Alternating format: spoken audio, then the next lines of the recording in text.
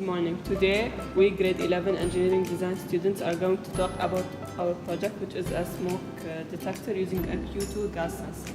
So this sensor works using Arduino, and we thought about doing this project because 890 lives could be saved each year if all homes had working smoke alarms.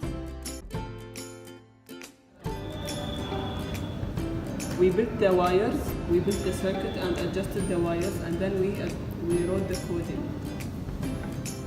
As you can see, this is the code used to program. As the smoke amount increases in the area, the output of the Arduino will increase too.